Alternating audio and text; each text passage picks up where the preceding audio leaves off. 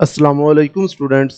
आपने अपना course complete कर लिया, चाहे वो 2 माह का हो या फिर 14 दिन का हो या फिर कोई भी आप course national university of journalism की तरफ से कर रहे हैं। तो आपने अब आपका कोर्स कंप्लीट हो गया है, तो सर्टिफिकेट के लिए आपने अप्लाई करना है। सर्टिफिकेट के लिए अप्लाई आप कोर्स के दौरान भी कर सकते हैं और कोर्स एंड होने के बाद आपको लास्ट डेट जो दी जाती है उसके दौरान आप कर लेते हैं, तो आपको कोई पेनल्टी नहीं डलती है, यानी कि आपको लेट फीस चार्जेस नहीं पड़ते हैं। अगर जो लास्ट डेट है वो गुजर जाए उसके बाद आपको जो है वो लेट फीस जो है वो पे करना पड़ती है, जो कि किसी भी सर्विस को चूज करने के बाद आपको 380 रुपीज़ एक्स्ट्रा पे करना होते हैं। अगर आप अभी डेट में है, यानी कि आपकी लास्ट डेट नहीं गुजरी है, तो आप बआसानी जो है वो अप्लाई कर सकते हैं अपने इस पोर्टल से भी, और आपको जो लिंक ग्रुप में प्रोवाइड किया जाता है उससे भी आप डायरेक्टली जाकर अप्लाई कर सकते हैं। वीडियो को मुकम्मल देखकर इस चीज़ों को अंडरस्टैंड कीजिएगा कि किस तरह से हमने अप्लाई करना है, ताकि आपको प्रॉपरली समझ आ सके कि किस तरह हमने अपने सर्टिफिकेट के लिए अप्लाई करना है, कहाँ पर हमने जो है वो किस चीज़ का ख्याल रखना है। आप यहाँ से भी जा सकते हैं, यहाँ पर क्लिक करेंगे तो आपके पास ये फार्म ओपन हो जाएगा। इसके अलावा आप अपने पोर्टल से भी जा सकते हैं। जैसा कि ये नेशनल यूनिवर्सिटी ऑफ जर्नलिज्म की वेबसाइट है, हम इसको नीचे करते हैं तो स्टूडेंट पोर्टल के ऊपर मैं क्लिक करता हूँ। आपको वैसे आपकी क्लास के ग्रुप में भी पोर्टल का डायरेक्ट लिंक जो है उसकी एक्सेस दी जाती है। आपने इसको जो है वो लॉगिन कर लेना है। जब आपका ये पोर्टल लॉगिन हो जाएगा तो आपके पास यहाँ पर क्लासेस का मटेरियल जो है वो ऑब्वियसली सबसे ऊपर होता है, जिसमें course schedule, tutor, class notes, class videos, assignments, live sessions, ये तमाम चीज़ें इसके अंदर मौजूद होती हैं। लेकिन इसके नीचे देखेंगे तो ऑनलाइन फॉर्म्स फॉर स्टूडेंट्स होते हैं। ये आपने जो है वो 3 फॉर्म आपको एट द करंट टाइम नज़र आ रहे हैं, ये कम या ज़्यादा होते रहते हैं। इसमें आपको सर्टिफिकेट कार्ड एप्लीकेशन नज़र आ रहा है और एक सर्टिफिकेट एड्रेस फॉर्म। इसमें आपने चूंकि अब कोर्स के सर्टिफिकेट के लिए अप्लाई करना है, तो आपने सर्टिफिकेट कार्ड एप्लीकेशन के ऊपर क्लिक करना है। सर्टिफिकेट कार्ड एप्लीकेशन के ऊपर क्लिक करेंगे, इसके लिए अप्लाई करेंगे, उसके बाद एड्रेस फॉर्म का काम होता है। तो आपके सामने ये एक फॉर्म ओपन हो जाएगा। सबसे पहले वो आपसे पूछ रहा है कि आपका एसएल नंबर क्या है। आपका एसएल नंबर आपके स्टूडेंट कार्ड के ऊपर, एडमिशन लेटर के ऊपर मेंशन होता है। जैसे कि मैं एक ओपन कर लेता हूँ, यहाँ पर हमने एसएल नंबर डालना है। तो यहाँ पर ये देखिएगा कि एसएल नंबर जो है वो एडमिशन लेटर के ऊपर लिखा हुआ है, ये यहाँ से शुरू हो रहा है और यहाँ तक जा रहा है। आपका एडमिशन लेटर जो आपको मिला होगा, या फिर अगर आपको स्टूडेंट कार्ड मिला है तो स्टूडेंट कार्ड के ऊपर भी ये एसएल नंबर जो है वो लिखा होता है। तो यहाँ पर आपको जो है वो लिखा हुआ नजर आ जाएगा, ये आपका यूनिक एसएल नंबर होता है। आपने ये वाला एसएल नंबर जो है वो यहाँ पर लगा देना है, जो कि स्टूडेंट एसएल नंबर।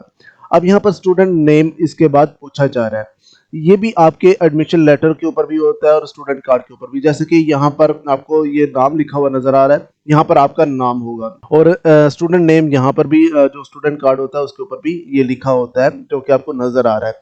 तो इसको आपने यहाँ पर लिख लेना है। ये दोनों चीजें लिखने के बाद अब आपके सामने ये इस तरह से ओपन हो जाएगा। यहाँ पर आपने इसको एक दफा पढ़ लेना है। यहाँ पर आपके सामने लिखा हुआ है कि सर्टिफिकेट के लिए अप्लाई करने के चार्जेस जो हैं वो नीचे लिखे गए हैं, और इसमें पीडीएफ में हासिल करने के जो चार्जेस हैं वो 300 है, यानी कि जो आपका ई सर्टिफिकेट है वो 300 रुपीज में होगा। पीडीएफ और नॉर्मल होम डिलीवरी।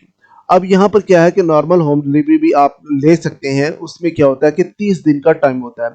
यहाँ पर आपको ई सर्टिफिकेट तो मिलेगा ही मिलेगा, यानी कि जो पीडीएफ फॉर्म में है वो आपको मिलेगा, और इसके साथ आप अपने एड्रेस के ऊपर भी इसको रिसीव कर सकते हैं। इसमें आपको 30 डेज के अंदर मिलेगा अगर आप 800 रुपये में अप्लाई करते हैं, यानी कि नॉर्मल के लिए अप्लाई करते हैं। क्योंकि सर्टिफिकेट का एक स्पेसिफिक पेपर होता है, स्पेसिफिक इसके जो है वो पेपर के ऊपर प्रिंट किया जाता है सर्टिफिकेट आपका, तो उस वजह से जो है वो इसके ऊपर थोड़ा सा टाइम भी स्पेंड होता है, और 30 डेज का यहाँ पर टाइम दिया जाता है। लेकिन अगर आप चाहते हैं कि आप अपने सर्टिफिकेट को जल्द से जल्द रिसीव कर लें, इन एनी कंडीशन आप इसको रिसीव करना चाहते हैं, और 10 दिन के अंदर आपको चाहिए कि ये सर्टिफिकेट आपको एड्रेस के ऊपर मसूल हो जाए, तो इसके चार्जेस 1200 है, यानी कि 1200 रुपए इसके चार्जेस होंगे। इसके बाद आपने यहाँ पर चूज कर लेना कि कौन सी सर्विस के ऊपर आप जाना चाहते हैं, यानी कि सिर्फ ई सर्टिफिकेट के लिए या फिर होम डिलीवरी। अब होम डिलीवरी में चूंकि दो सर्विसेज हैं, नॉर्मल है और अर्जेंट है। अर्जेंट 1200 रुपये में है,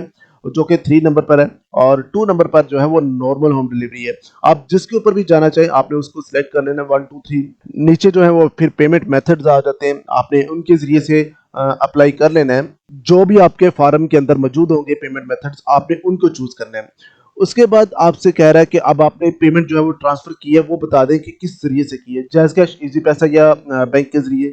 आपने जिस तरह से भी अप्लाई किया है वो आपने चूज़ कर लेना है। इसके बाद स्क्रीनशॉट ऐड करके आपने इसको सबमिट कर देना है। अब जिन स्टूडेंट्स ने सिर्फ ई सर्टिफिकेट के लिए अप्लाई किया होगा उनको इसके बाद कुछ करने की ज़रूरत नहीं होगी। लेकिन जिन स्टूडेंट्स ने नॉर्मल यहाँ पर अर्जेंट बेस पर अप्लाई किया होगा, ऑब्वियसली उनको अब एड्रेस भी अपना देना होगा। उसके लिए फिर अलग से फार्म जो है वो सर्टिफिकेट एड्रेस फॉर्म होता है जिसके ज़रिए से अप्लाई करना होता है, और ये आपको एक्सेस उसकी भी दे दी जाती है इस फॉर्म की, जब आप इसके लिए अप्लाई कर लेते हैं।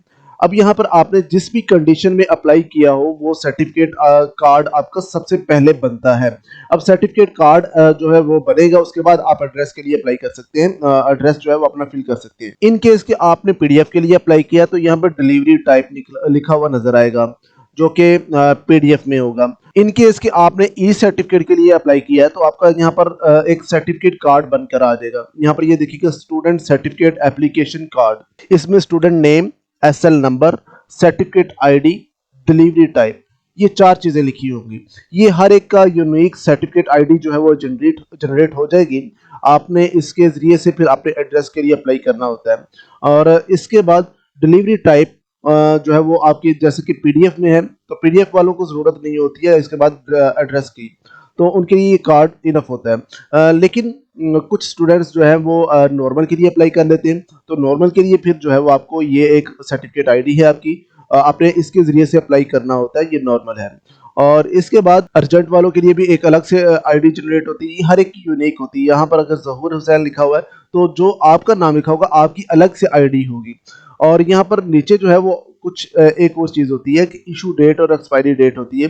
ये जिस डेट को आपका सर्टिफिकेट कार्ड बना हो वो लिखा होता है, एक्सपायरी डेट वो लिखी होती है जो कि आपको लास्ट डेट दी गई होती है कि आप इस डेट तक इस बैच के स्टूडेंट्स अप्लाई कर सकते हैं। ये इनफ नहीं होता है, स्टूडेंट सर्टिफिकेट एप्लीकेशन कार्ड बन जाता है, इसके बाद आपको सर्टिफिकेट प्रोवाइड किए जाते हैं। ये पहले कार्ड बनता है फिर सर्टिफिकेट प्रोवाइड किए जाते हैं जो कि आपको लाइफ टाइम के लिए मिल जाती है। सर्टिफिकेट जो है वो आपके सामने है, जैसे कि ये 2 माह का जो कोर्स करते हैं उनको इस तरह का सर्टिफिकेट दिया जाता है, और अगर कोई 14 डेज का कोर्स करता है तो उसको इस तरह का सर्टिफिकेट जो है वो दिया जाता है। जब आप सर्टिफिकेट का प्रोसेस कंप्लीट कर चुके होते हैं और इसके बाद आपके जो स्टेटस है वो यूनिवर्सिटी की वेबसाइट के ऊपर भी लाइव हो जाता है। जैसे कि मैं यहाँ पर यूनिवर्सिटी की बॉटम पर जाता हूँ तो यहाँ पर आपने चले जाना और स्टूडेंट रिकॉर्ड लिखा हुआ है, इसके ऊपर आपने क्लिक कर लेना है। क्लिक करने के बाद आपके पास ये पेज ओपन हो जाएगा। इसके बाद आपने अपना कोर्स सिलेक्ट करना है कि आप कौन सा कोर्स जो है वो कर रहे हैं। जैसे कि 2 मंथ वाला कोर्स किया है तो 2 मंथ वाले सिलेक्ट करेंगे, और अगर आप 14 डेज वाला करने वाले हैं तो 14 डेज वाले को ही सिलेक्ट करेंगे। जो भी आपका कोर्स होगा आपने उसको सिलेक्ट कर लेना है। 2 मंथ वाला अगर मैं इन केस लेता हूँ कि 2 मंथ वाला कोर्स आपने किया है तो इसके ऊपर मैं क्लिक कर देता हूँ। यहाँ पर ये देखिएगा, student record 2 month journalist course. अब यहाँ पर आपके सामने जो है वो बैचेस शो होना शुरू हो गए हैं कि यहाँ पर हमें बैच जो है वो नजर आ रहे हैं। आपने अपना बैच सिलेक्ट करना है कि कौन से बैच के आप स्टूडेंट थे। यहाँ पर लाइफ टाइम के लिए, क्योंकि रिकॉर्ड जो है वो अपडेट हो जाता है आपका, और यहाँ पर आपको मिसाल के तौर पर मैं बैच 4 के ऊपर जाता हूँ। बैच 4 स्टार्टिंग डेट और एंड डेट भी इसकी लिखी हुई है। व्यू के ऊपर हम क्लिक करेंगे, यहाँ पर आप रीड भी कर सकते हैं कि यहाँ पर कुछ जो है वो गाइडलाइन दी गई है। यहाँ पर क्या होता है कि सबसे पहले आपका एसएल नंबर लिखा होता है, उसके बाद स्टूडेंट नेम, फादर नेम और स्टेटस। स्टेटस में क्या चीज़ होती है कि जिन स्टूडेंट्स ने अप्लाई किया हुआ है उनका और उन्होंने अपना सर्टिफिकेट रिसीव कर लिया है तो वो इशूड आ जाता है, और जिन स्टूडेंट्स ने अप्लाई नहीं किया होता उनका सर्टिफिकेट भी प्रोवाइड नहीं किया जाता, यूनिवर्सिटी की वेबसाइट के ऊपर लाइव भी नहीं होता है। तो आप किसी भी टाइम किसी को अपना सर्टिफिकेट दिखाना चाहें तो यूनिवर्सिटी की वेबसाइट से दिखा सकते हैं। इस तरह से ये होता है कि नॉट अप्लाइड, जिन्होंने यानी कि अप्लाई नहीं किया होता, सर्टिफिकेट का जो है वो रिकॉर्ड शो नहीं होता है। जैसे कि अब सद्दाम यकूब है, इसने अपने सर्टिफिकेट के लिए अप्लाई नहीं किया तो यहाँ पर नॉट अप्लाइड ही रहेगा। लेकिन यहाँ पर जो है वो जुल्फ़कार अली ने अप्लाई किया था तो यहाँ पर क्या होगा कि इसका इशू लिखा नजर आएगा। यहाँ पर हम कोई भी ऐसा सर्टिफिकेट देख लेते हैं जैसे कि मोहम्मद आसिफ के नाम पर है, तो इसको मैंने क्लिक किया, इशूड इसका लिखा हुआ नजर आ रहा है, तो ये देखिएगा सर्टिफिकेट हमें नजर आ रहा है। इस तरह से आप अपने सर्टिफिकेट के लिए जब अप्लाई करते हैं तो आपका स्टेटस जो है वो यूनिवर्सिटी की वेबसाइट के ऊपर भी लाइव हो जाता है। इस तरह से आप अपना रिकॉर्ड जो है वो यूनिवर्सिटी की वेबसाइट से भी देख सकते हैं या दिखा भी सकते हैं। उम्मीद है आप इन चीज़ों को अंडरस्टैंड कर पाए होंगे। अल्लाह हाफिज।